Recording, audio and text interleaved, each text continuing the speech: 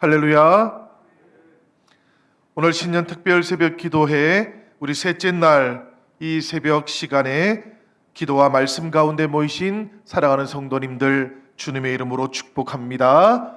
우리가 이 신년 특별 새벽 기도회를 통해서 이 한 해 동안 우리가 가지고 있는 기도의 제목들이 응답받는 시간들이 되시기를 주님의 이름으로 축복합니다. 어제 우리가 25m 높이의 금 신상을 세워서라도 영원하기를 바랬던 느부갓네살의 모습을 보았습니다. 그런데 하나님 앞에 교만했던 느부갓네살의 인생은 그가 꾸었던 꿈처럼 하나님의 돌이 날아오자 역사에서 사라져 버렸습니다. 그의 아들 벨사살이 왕의 자리를 이어받았지만 이 벨사살 역시도 느부갓네살의 교만의 길을 그대로 따라가다가 하나님의 경고를 받게 되었습니다. 벨사살 왕이 1000명이나 되는 그 귀족들을 불러서 궁에서 잔치를 베풀었는데 그때 예루살렘 성전에서 가지고 왔던 금그릇, 은그릇에다가 술을 부어서 마셨다고 합니다. 바로 그때 사람의 손이 벽에 나타났는데 그 손이 벽에다가 메네메네 데겔 우바르신이라고 글씨를 썼다고 하지요. 우리말에도 한 푼, 두 푼 이렇게 표현할 때 사용하는 푼이라고 하는 단위가 있지요, 여러분. 또 그런가 하면 대라는 말이 있고 말이라는 말이 있지요. 이게 전부 다 무게 단위를 나타내는 그런 표현들인데요. 고대 바벨론과 아람에도 이렇게 무게를 재는 단위들이 있었습니다. 왕궁의 벽에 나타났던 이 메네, 데겔, 그리고 바르신이라는 말은 전부 다 무게 단위를 나타내는 말이었어요. 메네라는 글자는 무엇인가를 세다라는 뜻을 가지고 있는 메나의 명사입니다. 데겔이라는 말은 무게를 재다라는 뜻을 가지고 있는 테켈이라는 말의 명사형이에요. 그리고 바르신이라는 것은 둘로 쪼개지다라는 뜻을 가지고 있는 페라스의 명사입니다. 이 글씨에 담겨 있었던 의미를 알 수 없었던 이 바벨론의 모든 술사들, 그들은 두려움에 떨고 있었고요. 이 글씨를 보았던 벨사살 왕도 두려움에 떨었다 그럽니다. 그런 때에 다니엘이 나타나서 그 뜻을 해독해 주었지요. 다니엘서 5장 26절부터 28절까지에는 그 뜻이 나오고 있는데 이런 뜻이라고 합니다. 하나님께서 바벨론 시대를 이미 저울에 재셨고 모자람이 발견되어서 이제 둘로 쪼개어서 메대와 바사에게 넘겨주기로 하셨다라는 그런 의미다라고 해석을 해주었습니다. 사랑하는 성도 여러분, 나라와 근세와 영광이 아버지께 있는 것을 믿으시기 바랍니다. 아무리 강력해 보이는 그 바벨론이라고 할지라도 하나님의 손이 옮겨가시고 나니까 이렇게 무너지고 마는 것이지요.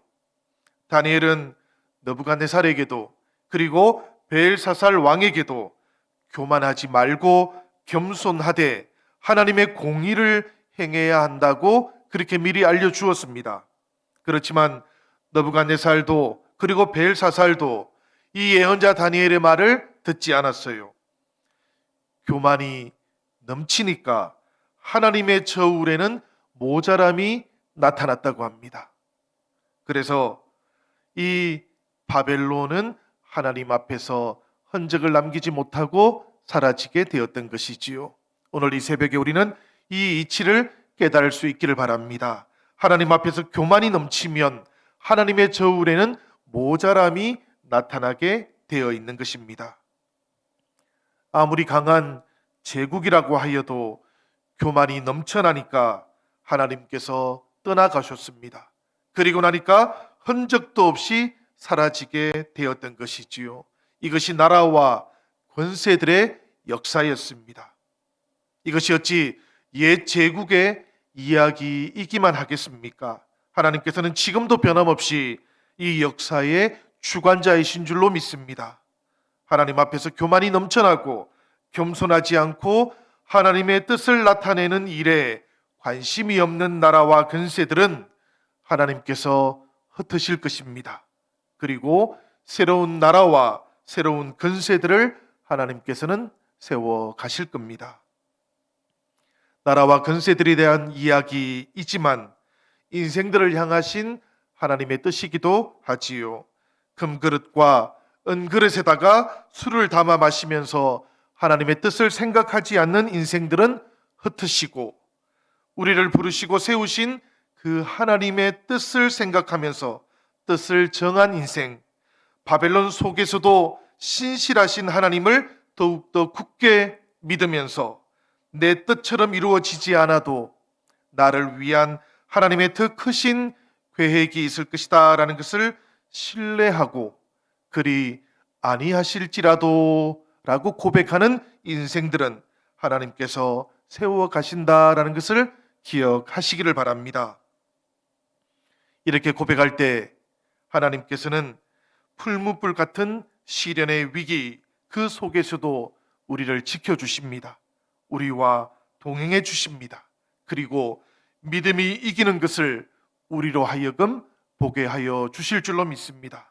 사랑하는 여러분, 신앙의 영광이라는 것은 바로 이렇게 믿음이 승리하는 것을 바라보게 될 때에 비로소 나타나게 되는 것이지요. 우리 영신 성도들, 2021년 이 한 해를 살아가시는 동안에 우리가 믿음이 승리하는 것을 보게 되기를 기원합니다. 신앙의 영광이 우리를 통해서 하나님께 나타나는 것을 우리도 목격하게 되기를 주님의 이름으로 축원합니다. 코로나 시대에 교회를 향하신 하나님의 뜻이 바로 여기에 있다라는 것을 우리가 새겨 듣고 기억할 수 있으시기를 주님의 이름으로 부탁을 드립니다. 오늘 우리가 봉독했던 다니엘서 6장은 이렇게 바벨론의 시대가 지나가고 새로이 등장하게 된 메대와 페르시아 시대를 배경으로 하고 있습니다. 베엘사살 앞에서 하나님의 뜻을 선포했던 다니엘은 베엘사살에 의해서 나라의 셋째 통치자의 자리에 오르게 되었다고 합니다. 그런데 이제 그 바벨론이 사라지고 메대와 페르시아 시대가 되었어요. 그런데도 불구하고 이 다니엘은 그 메대와 페르시아에서 중요한 역할을 하게 되었다고 합니다. 이게 도대체 어떻게 된 영문일까요? 본래 바벨론의 뒤에 나타났던 메대와 페르시아는 북과 남으로 나뉘어져 있던 나라들이었습니다. 메대가 영토와 인구 그리고 경제력에 있어서 비교도 할 수 없이 페르시아보다 컸습니다. 페르시아는 사실은 동맹이라고 보기보다는 이 메대라는 나라의 속국에 불과했어요. 그런데 메대의 공주와 페르시아의 왕자가 결혼하고 그 사이에 고레스라고 하는 아이가 태어나면서부터 모든 상황이 다 달라져 버렸습니다. 이 고레스가 자라고 난 다음에 왕이 되고는 페르시아가 점점 더 강해지게 되었던 것입니다. 그리고는 결국에는 이 메대까지 페르시아에 오히려 흡수해 버렸던 거예요. 이 메대의 군대를 흡수한 다음에 고레스는 그 나라를 통치하기보다는 점점 더 군대를 이끌고 그 지역을 점령하기 시작했습니다. 고레스가 나라를 떠나 있는 사이에 이 새로운 페르시아 제국을 다스렸던 왕이 누군가 하면 고레스의 외삼촌이었어요. 이 외삼촌이 누군가 하면 본래 메대의 왕이기도 했습니다. 그 사람의 이름이 다리오입니다. 오늘 말씀 속에 나오고 있는 다리오가 바로 이 사람인 것이지요. 다리오는 아주 짧은 시기에 갑자기 커진 제국을 다스리고 정비하기 위해서 제국 전체를 120개의 구역으로 나누었다고 합니다. 그리고 이 구역들을 다스릴 수 있는 지방 장관들도 임명을 했어요. 그리고 이 장관들을 또 다스릴 수 있는 3명의 총리를 세웠다고 하는데요. 이 3명의 총리 중에 한 사람이 누군가 하면 다니엘이 되었던 거예요. 생각을 한번 해보면 여러분, 이 다니엘은 요셉이 낯선 땅에서 애굽의 총리가 되었던 것처럼 그렇게 페르시아의 총리가 되었던 건데요. 바벨론의 새 주인이 되었던 페르시아 입장에서는 바벨론을 잘 아는 유능하고 또 지혜로운 사람이 필요했습니다. 그렇지만 또 너무 바벨론의 편에 서서 이 페르시아 제국 내부에서 반란의 위험을 가진 사람이 되면 안 되었어요. 그래서 돌아보니까 오랫동안 바벨론의 관료로 살아왔지만 바벨론에 길들여지지 않았던 이 다니엘이 눈에 보였던 겁니다. 특별히 벨사살의 잔치에서 바벨론의 멸망에 대해서 예언했던 이 다니엘에 대한 소식을 전해 들은 이 다리오는 이 다니엘에 대해서 흥미가 아주 많이 생겼던 거예요. 이 일을 한번 생각해 보면 참 놀랍다라는 생각을 하게 됩니다, 여러분. 만약에 다니엘이 욕심을 내어 가지고 계속해서 그 바벨론의 셋째 통치자의 자리에 있고자 했다면 다니엘은 바벨론과 함께 사라지게 되었을 겁니다. 그런데 하나님의 뜻이 나타나니까 다니엘은 목숨을 걸고 벽에 나타난 글씨를 왕 앞에 해석해 주었습니다. 주저하지 않고 그 뜻을 바꾸지도 않고 하나님의 뜻을 벨사살에게 선포했던 것이지요. 그 내용을 생각해 보면 하나님의 말씀을 전하기 위해서 다니엘은 목숨을 걸어야 했던 것인데요. 하나님의 말씀에 다니엘은 정말로 목숨을 걸었던 거예요. 이것이 하나님께서 다니엘에게 다시 사명을 감당하도록 하신 이유입니다. 제국은 사라지게 하셔도 하나님의 사람은 하나님께서 보호하신다라는 것을 이 이야기를 묵상하는 중에 저는 마음으로부터 고백할 수 있었어요. 어린 소년 때부터 바벨론의 왕궁에서 바벨론의 관료가 되기 위해서 교육을 받았습니다. 평생을 왕의 지혜자로 살았습니다. 그리고 이제 노년이 되었어요. 이 노년이 되어버린 다니엘인데 이 다니엘이 다시 페르시아의 총리가 되었던 사연이 바로 이러하다라는 이야기입니다. 어쩌다 운이 좋아서 출세하게 된 것이 아니라는 이야기예요. 우연히 페르시아의 총리가 된 것도 아니라는 이야기입니다. 아무리 물러날 때가 되었다고 사람들이 말한다고 할지라도 하나님께서 다시 세우시면, 다시 하나님께서 그 자리로 밀어 넣으시면 어찌할 수 없는 법이지요, 여러분. 이런 하나님의 사람이 바로 위기를 오히려 기회가 되게 하시는 그 하나님을 만나게 되는 사람인 줄로 믿습니다. 사랑하는 여러분, 이 한 해를 살아가는 동안에 바로 이렇게 위기를 기회로 만들어 가시는 하나님을 우리도 다 만날 수 있기를 주님의 이름으로 축원합니다. 다니엘이 얼마나 뛰어난지 다리오가 이 다니엘을 전국을 다스리는 리더로 세우려고 했다 그래요.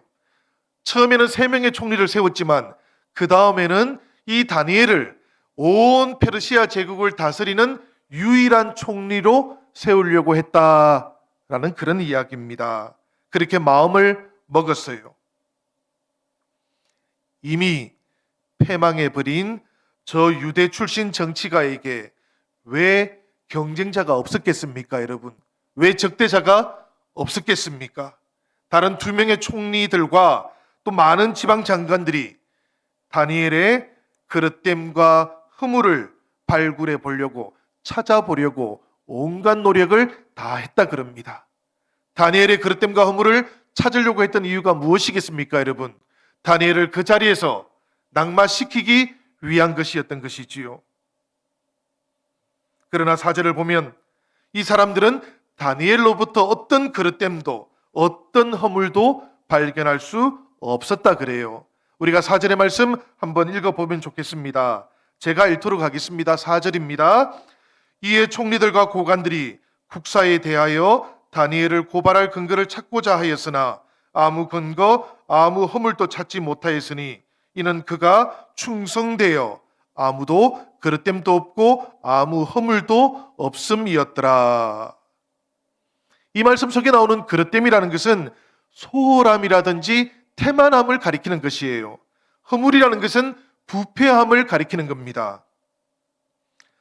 다니엘은 태만하거나 부패함과는 거리가 멀었다라는 이야기예요. 그래서 성경은 이 4절의 말씀을 보니까 다니엘을 가리켜서 한마디로 충성스러운 사람이었다 그렇게 말해주고 있습니다. 우리가 잘 알고 있는 말이에요. 아멘이라는 말입니다, 여러분. 이 아멘이라는 말과 같은 뿌리를 가지고 있는 에메트와 같은 사람이 다니엘이었다 그렇게 표현하고 있는데요. 그 뜻이 뭔고 하면 신실하고 한결같고 믿을 만한 사람. 그래서 심지어 이 다니엘은 자신의 경쟁자들이 보기에도 그렇게 아멘과 같은 사람이었다라고 그렇게 말하고 있는 것입니다. 우리 크리스찬들이 세상에서 살아가는 동안 우리의 경쟁자들에게도 어떤 모습으로 보여야 하는지를 이 말씀이 우리에게 잘 보여주고 있는 것이지요. 우리는 하나님에게뿐만 아니라 이 시대 사람들에게도 바로 그렇게 한결같고 성실하고 변함이 없고 신실하고 믿을 만한 사람으로 보여야 하는 것입니다. 한마디로 아멘과 같은 사람이 되어야 한다라는 그런 이야기예요. 여러분, 이런 다니엘의 충성스러움이 어디에서 나온 것일까요? 당연히 다니엘이 믿었던 하나님을 향한 신앙으로부터 나온 것입니다. 신앙은 이런 거예요, 여러분. 신앙이라는 것은 말이 아니라 삶으로 표현되는 것이지요. 그러니까 신앙은 삶으로 말하는 것입니다. 다니엘의 적들이 이것을 알아보았습니다. 다니엘의 삶의 모든 뿌리가 하나님을 향한 이 충성스러움에 있다라는 것을 알아보았던 것이지요. 이 신앙이야말로 그를 함정에 빠뜨릴 수 있는 것이구나라고 생각을 하게 되었던 겁니다. 삶의 뿌리를 흔들어야 사람이 무너지게 되어 있는 것이지요. 그 적대자들이 보기에도 다니엘의 삶의 뿌리는 하나님을 향한 신앙이었던 거예요. 그래서 이 신앙을 오히려 덫으로 함정으로 만들려고 시도했던 것입니다. 다니엘 인생 최고의 위기가 찾아오고 있었던 겁니다. 그들은 다리오 왕을 찾아가서 왕에게 구하는 것이 아니라면 어떤 신이나 어떤 사람에게 무엇인가를 구하는 것 자체를 30일 동안 금지하는 규정을 만들어 주세요라고 그렇게 요청을 했습니다. 그리고 이것을 어기면 누구든지 사자굴에 던져진다는 처벌 규정도 만들어 주세요라고 그렇게 요청을 했어요. 이 요청을 들었던 다리오 왕의 귀에 이것이 좋게 들렸습니다. 왜냐하면 지금 막 생겨난 제국이 여러 사람들이 오직 왕을 바라보기만 하면 제국의 질서가 아주 분명하게 세워질 수 있을 것 같았거든요. 그래서 다리오 왕은 이 요청을 받아들였고 그 규례에다가 도장을 찍어 주었습니다. 다니엘도 이 규정이 의미하고 있는 것이 무엇인지를 잘 알았어요. 누구를 향한 금령인지도 잘 알았습니다. 그런데 오늘 우리가 봉독했던 말씀을 보니까 다니엘은 여전히 예루살렘을 향해서 창문을 엽니다. 그리고 하루에 3번 하나님께 기도를 합니다. 여러분, 이것이 다니엘의 충성스러움인 것이지요. 하나님을 향한 다니엘의 충성스러움은 어떤 이익이라든지 어떤 유익에 기초하고 있는 것이 아닙니다. 불이익이라든지 위협이 있다고 할지라도 한결같이 신앙을 고백해요. 불리하다고 해서 하나님을 모른 채 하지 않습니다.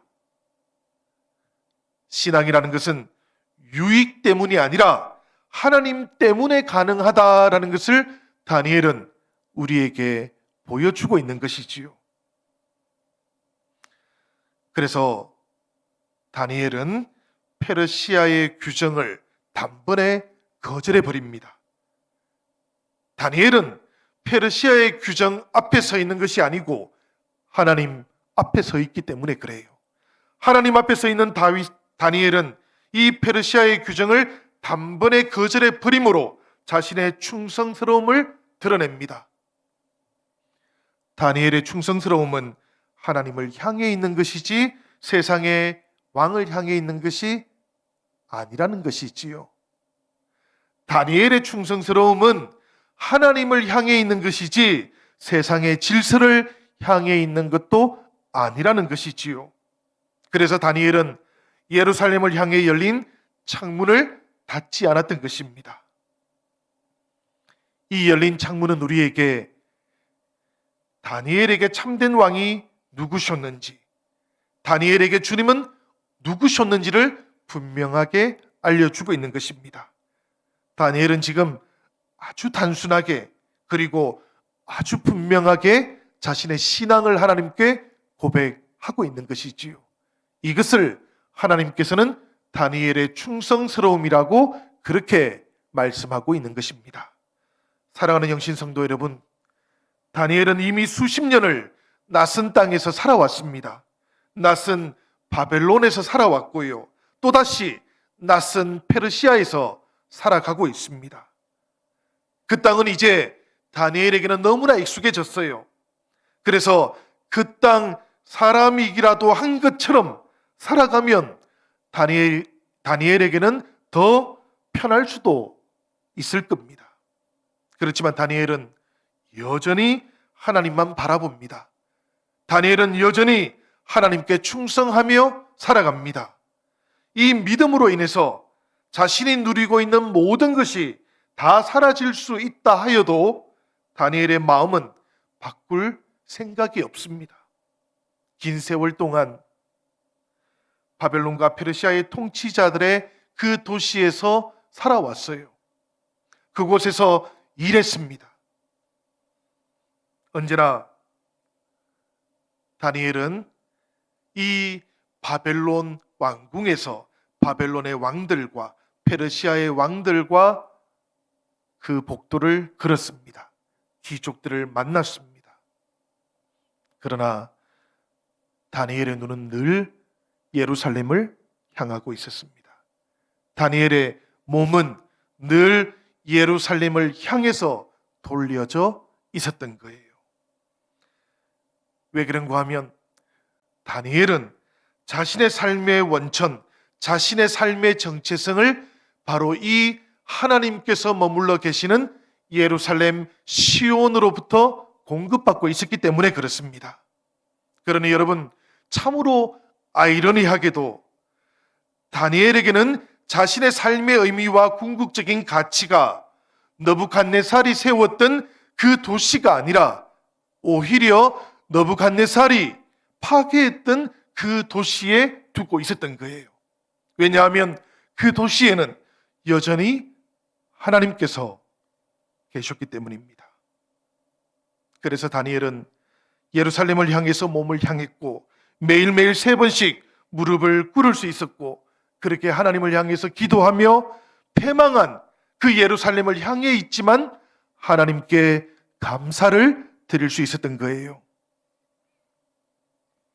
예루살렘을 향해 열린 창문에서 드렸던 다니엘의 기도는 하나님의 뜻과 하나님의 명령에 충성할 수 있도록 하루하루를 살아가는 동안 늘 바벨론의 왕들과 귀족들과 페르시아의 왕들과 그렇게 만나며 살았지만 여전히 하나님의 뜻과 하나님의 명령에 충성할 수 있도록 다니엘의 삶을 재조정해 주었습니다. 이 기도가 있었기 때문에 다니엘은 바벨론에서도 하나님의 사람으로 살아갈 수 있었던 거예요. 예루살렘을 향한 기도의 창문이 열려있는 한에서는 다니엘은 비록 몸은 바벨론에 있다 할지라도 그 낯선 세계의 한가운데에서 시온을 살았던 하나님의 사람이라는 것을 기억하시기 바랍니다. 사랑하는 여러분, 다니엘의 그 열린 창문은 탈출구가 아니었다라는 것을 우리가 기억하면 좋겠습니다. 그 열린 창문은 다니엘에게는 오히려 하나님께서 찾아오시는 통로였던 거예요. 바벨론에 살고 있던 다니엘이었지만 그곳에 하나님께서 끊임없이 찾아와서 다니엘을 만나 주셨던 통로가 바로 그 열린 창문이었다라는 이야기입니다. 고단한 일상으로부터 도피하기 위해서 열려있던 창문이 아니라 날마다 하나님의 능력과 하나님의 임재하심을 자신의 일상으로 모셔드릴 수 있었던 그런 통로가 바로 그 열린 창문이었다라는 것을 우리가 이 코로나 시대에 기억하면 좋겠습니다. 사랑하는 여러분, 우리가 지난 한 해를 살아오는 동안 우리가 지치고 때로는 피로함을 느낍니다. 우리가 또 2021년을 살아가는 동안에도 여전히 지칠 것이고 또 피로함을 느낄 것이고 그리고 다시 우리가 하나님을 향해서 기도하게 될 것입니다. 우리에게 이 열려있는 창문이 있기를 바랍니다. 우리에게 이 열려있는 창문을 통해서 하나님으로부터 우리 삶의 능력을 공급받는 은혜가 있기를 바랍니다. 위기 앞에서 다니엘이 자신의 신앙의 정체성을 지켰고 위기 앞에서 그 위기가 기회가 되는 놀라운 은혜를 체험했던 비결이 바로 이 열려있는 창문, 그 열려있는 창문을 통해서 하나님께 기도했던 다니엘의 이 기도에 있었다라는 것을 우리가 기억할 수 있기를 바랍니다. 우리도 하나님을 향해서 이 기도의 문을 열어 가십시다. 우리도 하나님을 향해서 이 열려있는 창문을 통해 우리가 만나게 되는 그 모든 위기가 오히려 기회로 만들어지는 놀라운 변화를 우리가 체험하는 한 해가 되기를 바랍니다. 사랑하는 여러분, 위기를 기회로 만들어주시는 그 하나님을 만나는 놀라운 하나님의 백성들, 그 하나님의 사람들이 우리 사랑하는 모든 영신 성도들이 되기를 우리 주님의 이름으로 기원드립니다.